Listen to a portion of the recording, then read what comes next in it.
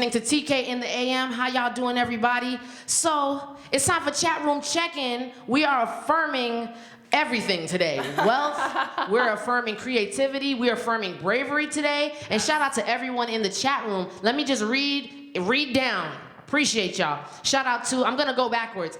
DJ Diva, who invited her friend, brainy, beautiful black girl. Yeah, I don't know if I got it right, but something like that. Welcome new friends to the show. Shout out to Shani Stiletto Diva, Queen from Queens. Revolution of Races in the chat room. Nikki Webb 1 is in the chat room. MJ Krantz is in the chat room. MC Picket Fence, shout out to you. Koopy and Julia are in the chat room together. They are cubby buddies listening from work. Shout out to I Saw Lauren, who's tuning in from Kansas City. DJ Diva, I believe, is tuning in from Memphis. Shout out to Dat Bouncer and Dr. Posala, who's tuning in from the Bay. Dat Bouncer from Long Island. Boo Tasha, another cubby buddy tuning in from work. Queendom is another one. She went to the B concert. She bought the bomber jacket and everything. You know it's real when you pay the ticket money and buy merch. Absolutely. I be Queen don't play merch. with them concerts. She be out there. Shout out to Aris, the chef, who's giving me that ill pep talk about, yo, get up on that, you know, on your socials. You know, put some money on them posts. Put some money on them posts. You know what? Shout out to Let's Get Free 13. Who else was in the chat room? Ooh, child. Everybody. MJ Krantz is in the chat room. Brainy Brown Girl. That's who. Shout out to you, sis, for tuning in. I think that's it for our check-in. DJ Diva in there? DJ Diva, I got her in there, man. Angelica, everybody's in the building. D, do you have any check-ins for us?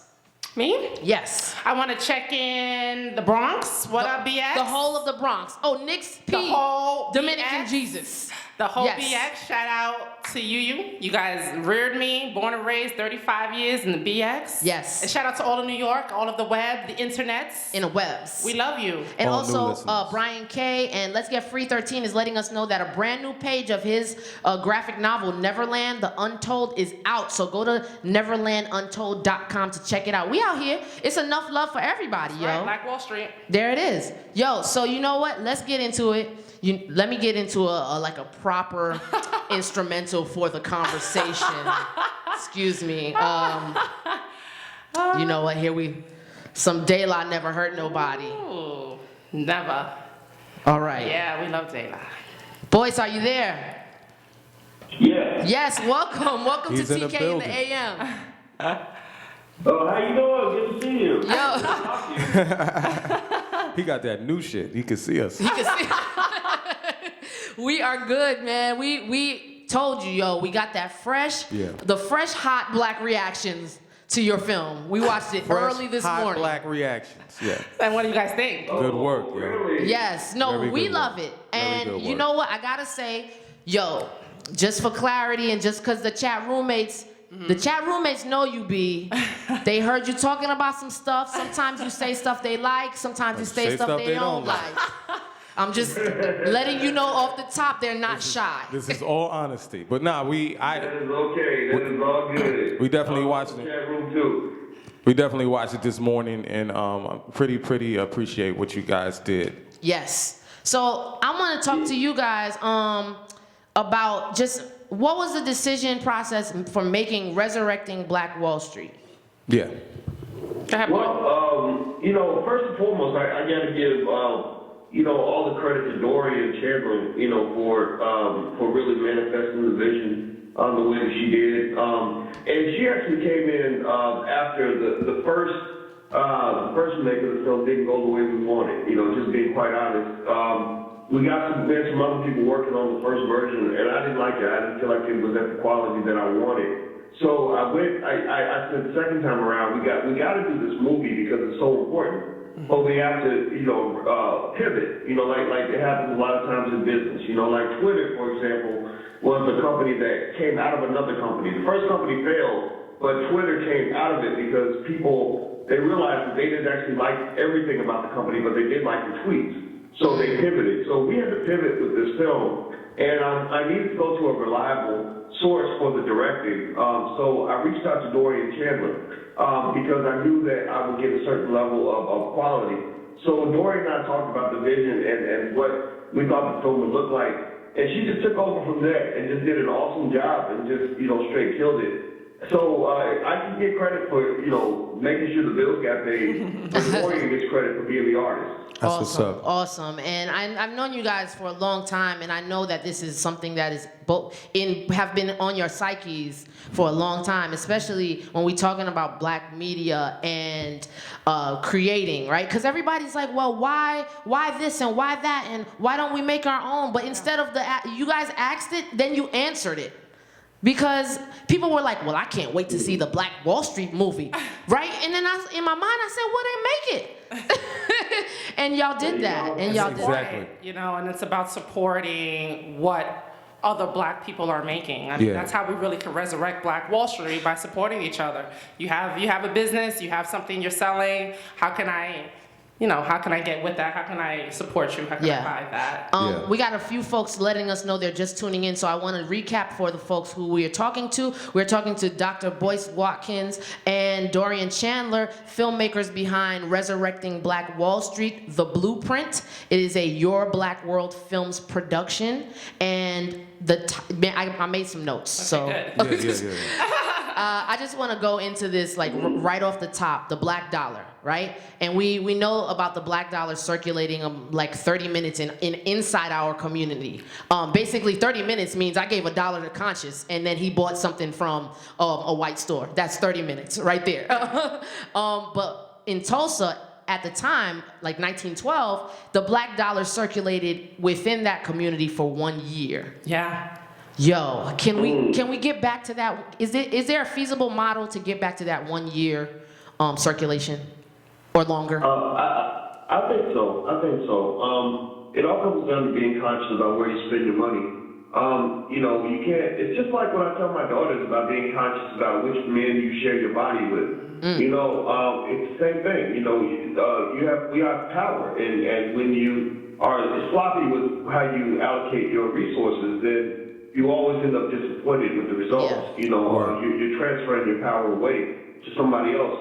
And so, when it comes to Black Wall Street of today, we're a more integrated society. So it's a little tougher to keep money in the black community as long as back then, because remember they had segregation. Yeah. But at the same time, I see scenarios online and in other places where black folks are consciously thinking about giving their money to other black people, and you are seeing these spaces where money does circulate in the black community for a longer period of time. So I think we just keep working on that. I think we can move back in that direction, no doubt about it. Segregation, integration, separatists.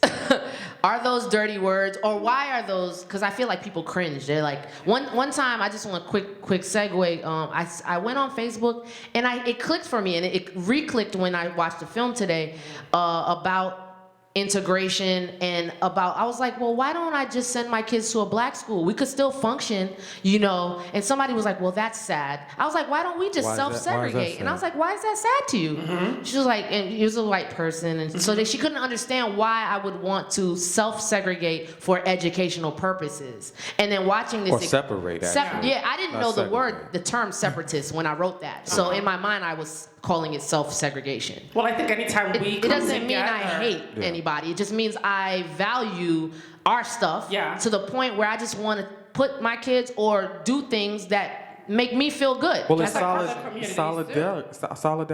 Yeah. It's not But bad. we're always meant to feel like we're doing something wrong if we don't want to be part of the party. Right. And so many other communities do that with no problems. You go to Chinatown, it's clearly for Chinese or Americans, Asian Americans. They're not questioning whether or not they're supposed to be doing it. Well, we can't do it because it's a problem.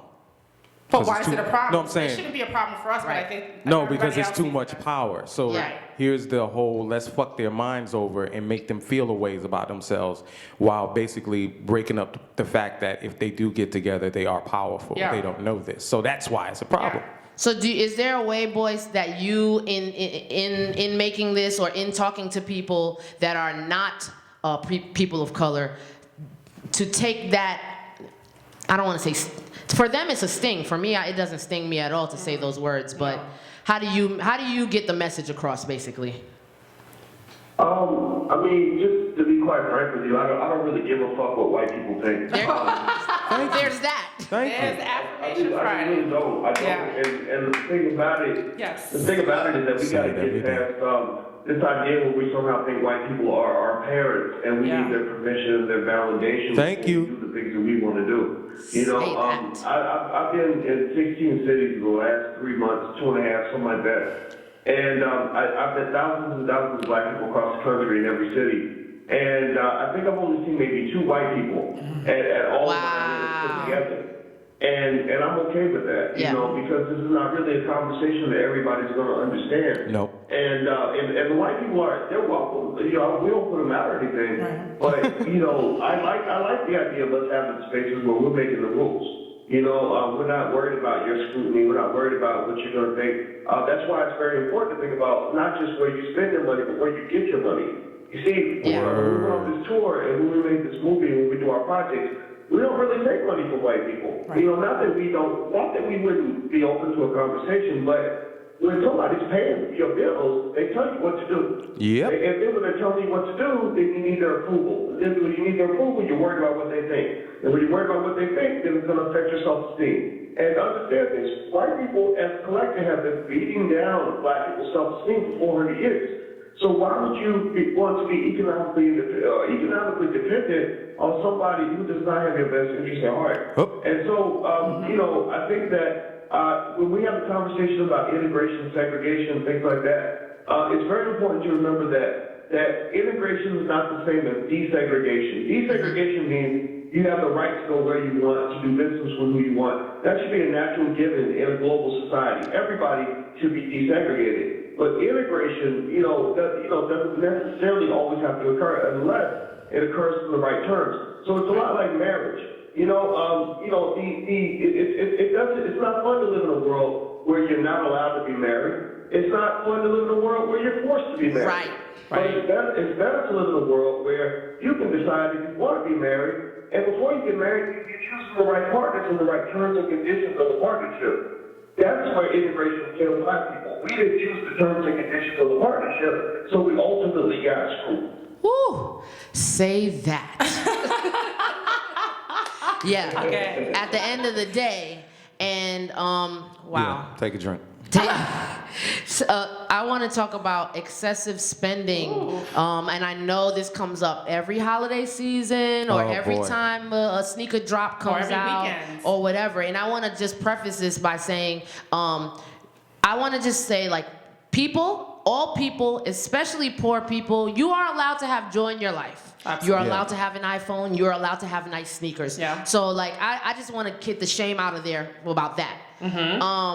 But we do have an issue in our community with excessive spending and abusive spending. Yep, and that's one of the themes of the film. You know, we thought it would be important to represent this important story, Black Wall Street, but also to have contemporary themes as to kind of what's happening with the black community now. And we really touch upon, we actually have psychotherapists who talk about the psychology of how we think and the psychology behind black spending. And it is a psychological kind of concept. It's not just all the physical concept of taking out your money and spending. Before you get to that point, you've psychologically put yourself in a space to say, I'm waiting on this line to get Jordans. And how come that's the case? So the film explores those themes because we really thought that's important, just to not talk about money, but to talk about why we do something. Why we do what we do. Yeah, the psychology behind things.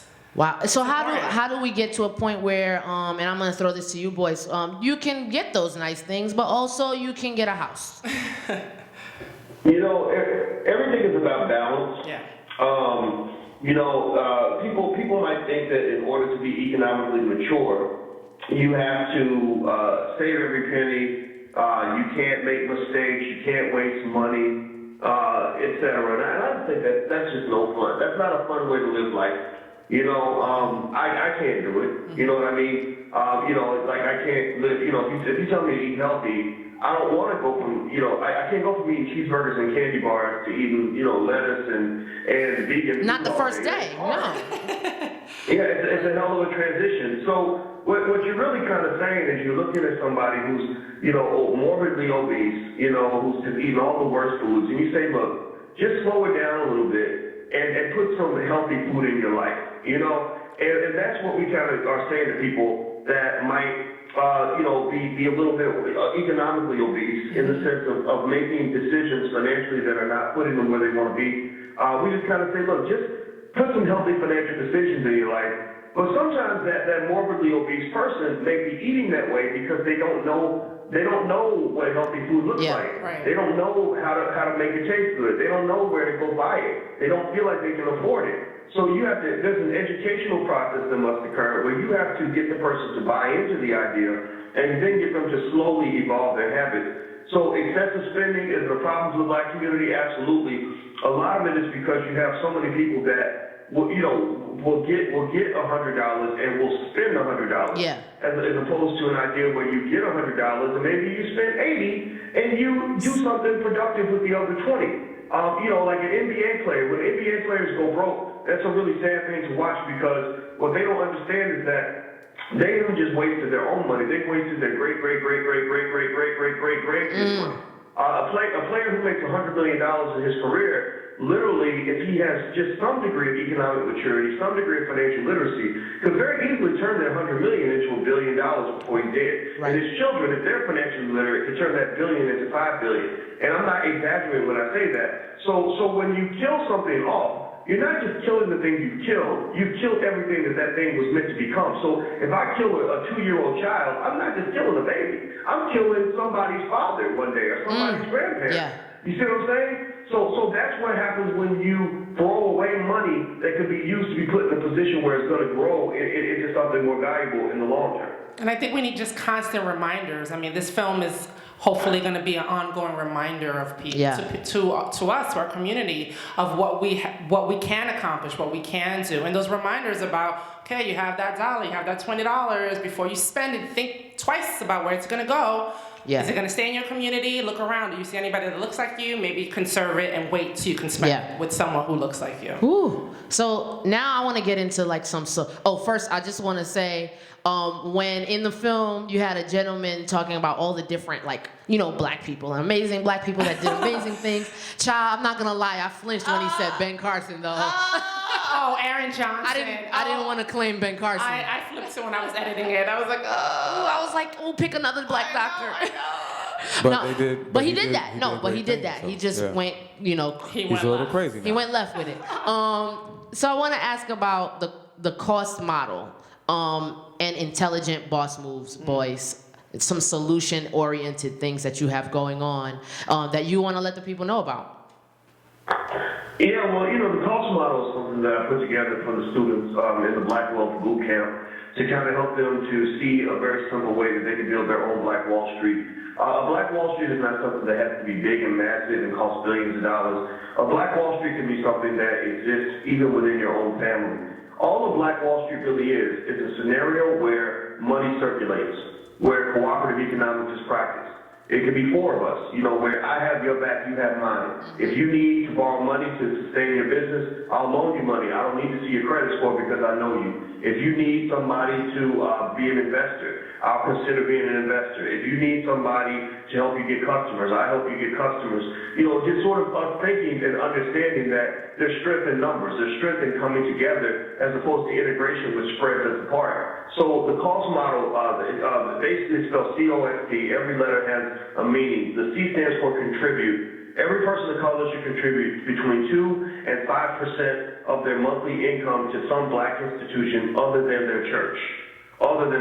Doesn't mean you don't give money to the pastor, but you also give money to the community center, maybe to a scholarship fund or whatever. So you make $100, you give $2 to $5 to your community. If you can tithe to the pastor, then you can tithe to your future, to your people. The O stands for ownership. Every Black person in America must own something. When you have a newborn baby, you start that baby's life off with a share of stock. And then you buy that child $100 worth of stock every month for the next 30 years. By the time they're 30, they'll have $250,000 based on historical returns in the stock market. They'll have about $250,000. If they do it till they're 40, they'll have over about $700,000 to $800,000 to work with. The S So and another thing about ownership is you can own not just stock, you own small business, you can own real estate eventually, things like that. You just kind of grow into things as you get the money. But you can buy a share of stock for $5, $2. At blackbusinessschool.com, as soon as you sign up for free, we send you a video that says this is how you buy your first share of stock in 10 minutes or less. The S stands for save and invest. You have to save your money so your money can save you, but you have to understand that saving will not make you rich. Saving will only give you security, and saving prepares you for the next step, which is investing. You will almost never get rich by just saving money. You'll almost never get rich by working for other people. So you want to eventually graduate to where your money is not just saved up, but it's also working for you, and also where you're not just working for other people, you're also working for yourself, and you have other people working for you. You can mix it up. You don't have to do one or the other. The T stands for target. That means that when you spend your money, you target where you spend your money. You don't just throw your money around. That's not a healthy way to deal with something that's so valuable for your community, so valuable for your freedom.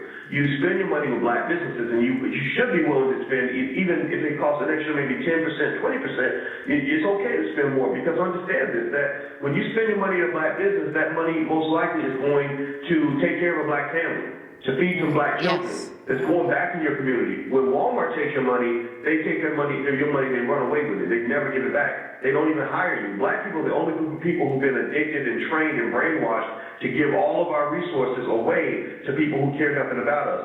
Nobody else really does that. So that's what the cost model is. And I think if we do that, then that creates cooperative economics in our community. Whew. Wow. And scene. Yeah. I just tried to shorthand tweet it while you were talking. I was like, cost, C-O-S-T. I just want to spread the word. So you see my tweets right now, right? Like, I was just like, yo, Dr. Boyce is talking about, but it's knowledge, and it's basic stuff that I think, like my family, my mom had some of the pieces, like Dorian's mom had some of the pieces, and we got pieces, but we don't have the whole puzzle laid out. Right. And it makes us feel overwhelmed as a people, and then you go, well, okay, I'm saving. Yeah. And how come that saving is not growing? And how come at the end of the year I have 93 cents on $300? Like, damn, I feel like I should have $350 on $300. Right. So I just think that, first of all, you guys bringing the history into it, then the psychology, then the present day, then the solution oriented. I think you guys made a great film. Now it's important for people to digest this information and make decisions about what they want to do. Yeah. To stop making excuses when people give them feasible blueprints for how to change. And that's work. You know what I mean? So before we even start talking about the money, we just have self-work to do in general, you know, in order to be able to receive this in a way and say, hey, we want better for ourselves, and we're going to make the efforts, because none of this shit is just going to happen. No, we have to support each other. You know, we have to be kind with each other, and we have to take risks with each other too, like Boyce is saying. Calculated risk. Calculated risk, because we're so quick to spend our money with everybody else, and we have no clue where it goes, and we're just so skeptical about when we do it. You know, even for this project, so many people, there's so much positive feedback, but there's so many skeptics. Yeah. Why do you have to sell it? Well, why? What? You know, it's because just this is about. You have to sell it. Because everything that has blood, sweat, and tears needs to get a return that's more, not just because like it costs something to psychic make it. I return. know, but for so many people, so many black people of color, they just feel like, why can't I have this for free? On the strength, give it to me for free. Why do you have to charge? And it's constantly kind of explaining that we're creating business. And it'd be one thing if I handed you something for free and then you went and flipped it. Right. But you're not. So I'm not just going to give you something. Yeah. So many people, they'll see Boyce and they see us, and it's like, well, it should just be free. You got it. You're good. And I think give it to the people as a so service. We got to work hard, but you ain't got to work at all. I know, and it's changing that mindset. You know, I had a lot of conversations with just in the comment thread about those kind this of is stuff. and this is something that comes up with, and we are very heavily supported by independent artists and creative people. Yeah. And they get approached the same way. Like, why can't you just give me that painting for free or whatever? So this conversation is not just for black people. It's for people that are creatives don't have the blueprint. Yeah. Word up. How can you flip your dollar, yo? How can you flip that painting? How can you flip? How do you create value for your wares as well? And not just value around money, value around us. People caring about what you're doing. In our community, even looking at looking at another black person. Hi, good morning. Yep. Yeah. Like even that, how we engage with each other. That's how we resurrect Black Wall Street. Woo! Look at each other. Good morning. How you doing? Say that. Yeah. Let's not look down at each other when we walk past, Yep. right? It's looking. How you doing? Have a blessed day. Good Yeah. morning. Take Listen care. to D. It's Affirmation Friday. On this last note, actually, two last notes before I let y'all tell the folks where the New York premiere is going to be and Yes. how they can participate. I just want you to talk about Intelligent Boss Moves, the initiative you have, boys, with Dame Dash. Well, Intelligent Boss Moves is something that Damon and I created after we crossed paths on the Breakfast Club where, with his interesting interviews that he did. That day. Your own business. Yes. That interview. And so. Oh, let me just tell you, we got our blessings from all that entire Alright. interview. I love that interview. I'll tell you, there's only one Damon Dash. That's one thing we can say for This sure. is true. There's only one, and so after that we became friends and we decided that we wanted to teach together. I pitched the idea of us teaching a class and as I said, we went to different schools. I went to the university, got the PhD, and he went to the School of Life. And he's done some things that are iconic. He created Jay-Z, he created Kanye West, Rachel Roy, put Kevin Hart in his first movie. So he's done a lot of really amazing, interesting things. And so we just created this platform at intelligentbossmoves.com where we teach students basically how to do business our way, how to do business the right way, how to do business for people who actually done it, how to do business for people who look like you. And it's something that you really don't see at any college campus anywhere in the country. Because we literally bring our students into our business deals to see everything that's happening behind the scenes. Because we were actually finishing a movie. Kanye West is the third executive producer. It's called Too Honorable, and it comes out this summer. Murder Movie is in it, and Cameron and Smoke Dizzle and some other interesting people. And it's basically a film that we're proud of because it's our money. Dave shot the movie. It's mostly his movie. But I came in as an executive producer and put some money into it as well. And we're going to tour it this summer. So, we take our students behind the scenes to see how all these deals get made so that they can understand that you got to make moves. And that's where Intelligent Boss Moves come from.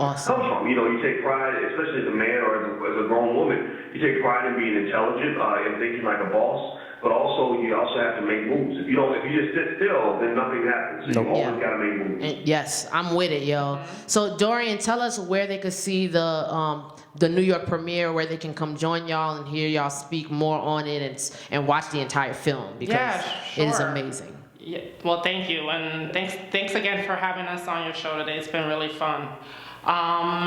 So we actually have a premiere tonight, 7:00.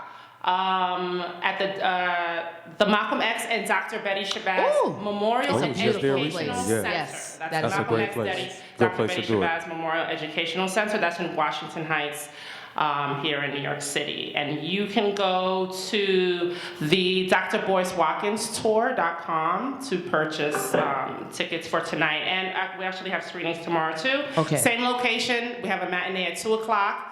And a 6:30 screening. And also tonight is a VIP event. If you spend a little bit more money, you can spend a little bit more time with boys with a private kind of one-on-one time with boys tonight. So how about our listeners? How can they come to one of the screenings? For this one, okay, so chat roommates, we know there's a lot of you in different places, so we're gonna make this feasible for folks. So if you are a New York City listener, meaning you are able and available to come to one of these screenings, what do we have, Dorian, for them? Well, if you are able to come, I can get you in for either this evening. What do we think, boys? Tonight or for Saturday? We can give them something free. I think if she asking about free shit, absolutely. Right. After all this, We'll give you some free shit. he gonna give you some free shit. I got a book called It Takes a Village to Raise the Bar, New Paradigm for Black America. So if you come out, you can have a free copy of the book. Awesome. Let us know what you think. Let us know Keisha sent you, and we'll give you a free copy. And I'll sign it myself, and I'll give you a big ass hug. How about that? Awesome. And we'll give you a free copy of the film too. So how do a they? big ass hug. So let's see. Okay, so New York City listeners, if you email us, this is good because it got to be a little bit hard. It has to be a little bit hard. Yeah, a little contest. Email us at TKinTheAM at gmail.com. Yeah. TKinTheAM at gmail.com. One black person that black entrepreneur or business owner from the olden days when TV was black and white and when pictures were black and white. Email us. And if you could pick someone from Black Wall Street, from the Greenwood District in Tulsa, Oklahoma in 1920s. Yes, one of the businesses, you'll be even the name of the bus service, whatever. Hey. So, actually, one of our listeners, shout out to Aris the chef. I love it, yo. Fun. So, okay, on that note, wow, look at the time. We're wrapping up, but we're gonna go to a song, boys. Yo, we appreciate you. Good job. Good job. Good job. Good We work. see you on TV. Love you, bro. No doubt. Resurrecting Black Wall Street. We out here. So we're going to keep in touch with you. We're going to send some folks your way. Hug on them for me when y'all see them. Yes. And we just really appreciate what y'all are doing. And not just with this film, but I watch all the progress, Your Black World in general, and all the tours and whatnot. And when you be on TV doing the talking head stuff and you be shutting them down, woo! And sometimes you say some crazy stuff, but I'm like, he's still out there shutting them down for us. Yes. Right. That's right. There's room for all of us at the table. So, boys, thank you so much. Dorian, thank you so much, yo. I love you, Keish. Thank you. Love you, Conscious. We appreciate you. Thank you so much to the listeners. We love you, and we all can resurrect Black Wall Street. Yes. And Nick's P is waiting for his hug. He said hugs are free. Ooh, hugs are free. You better find me tonight in Washington Heights, Malcolm X. All right, y'all. Yo, we're going to go to a song real quick and come back with our affirmations. Boys, we're going to let you go. You have a great and blessed day, man. Thanks, boys. You too. All right, bye-bye now. New York City, folks, if y'all want to go tonight or at 7. tomorrow. Yes. So you guys gotta let us know early enough so we could get your names into D. Yep. And get a book from Boyce and a hug. Yep. And me too. You guys and D, you gotta email us. New York people, email us. What was it? An old-timey black entrepreneur. Yes. From Black Wall Street time. Yes. Just find the name, get the Wikipedia, put it in the link. Boom. That's it. And tell us, your name so we can give it in. And then for faraway people, what we want is when Boyce talked about his cost model, he said COST. What does each letter stand for? I just tweeted it. So I'm just saying. So you let us know where you're from and what Boyce Watkins cost. COST model. What does each letter stand for? And that's it. Yeah. And we'll send you a DVD. Yeah. It's gonna be fun. Oh my goodness. Exciting. Oh, and the email address to win is TKinTheAM at gmail.com. Yes. So hit us up. We got about 4 minutes left, and it's Affirmation Friday, and I know you guys are so amazing, and we're just gonna have to do our affirmations in the room and just keep y'all blessed up for the weekend. So Dorian, what do you affirm for yourself, your peoples, for whatever reason? I affirm that we are resurrecting Black Wall Street one day at a time, one step at a time, one conversation at a time. Yes. So I affirm that we keep up the work that we're doing, the amazing work that you guys are doing, that I'm doing, Boyce is doing. We all have important things to do. Yeah. And we need to start supporting each other and loving each other and working with each other. Yeah. And once we start doing that, we are gonna be rocking and rolling. I'm looking forward. I affirm that we're gonna be all right as Black people. And I tell you, I like that. yes, the black dollar has circled in this room. Definitely. And sometimes it's not even a dollar. It's like a figurative. Yes. We just stay big in this room. We have worked with each other on so many things over the years, and we've only gotten better. Doesn't it feel good? It feels great. I feel great being here, being amongst friends and people having that control. I know. Yeah. Having control. Having control over it. Total control. It's freedom. I feel very free today. It's very Yeah. liberating. So thank you. Conscious, what's your affirmation, bro? I affirm that people recognize the importance of self-awareness and do their self-work before they turn and look at the world for anything. Ooh. That's big. That's where it starts. Because even if you still have issues outside of yourself, when you work on the inside, you're able to handle those issues outside a whole lot better. Ooh. Say that. See, Powerful. Conscious be coming with the real. You got the right name for a reason. Yo, my affirmation is, I just want to stay blessed up in these streets. If y'all don't know, I'm out here, we breast heavy.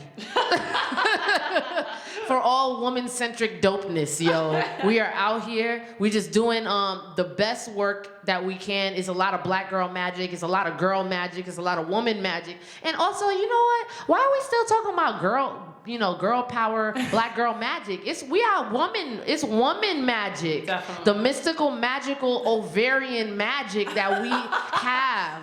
I walk down the street and my nether regions be shining. I want my affirm to stay shining on them. Hashtag breast heavy. Okay? Woman-centric dopeness. Was that too much? I love it.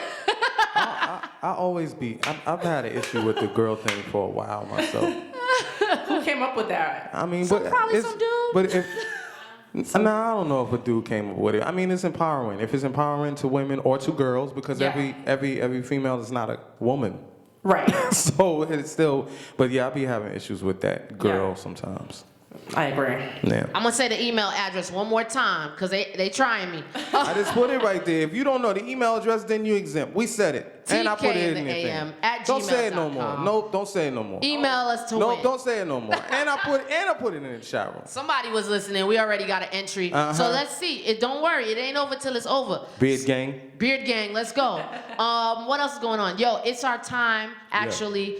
TK in the AM. Giving you 3 reasons to wake up Monday, Wednesday, and Friday from 10 a.m. to 11:30 a.m. Eastern, and also the replay from 7 to 8:30 p.m. And tonight is B-sides, both sides of the surface with Macedonia, DJ Macedonia.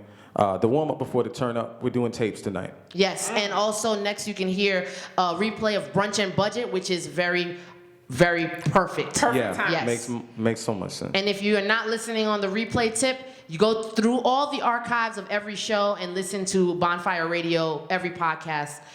Just rock with us, yo. Hey, and if you like what you hear, become a patron for Definitely. at least $2 a month, the minimum. Financial support is necessary to keep all these things going. Yes. On that note, y'all have a great day. This station ain't free. No, we love you. We love you for listening.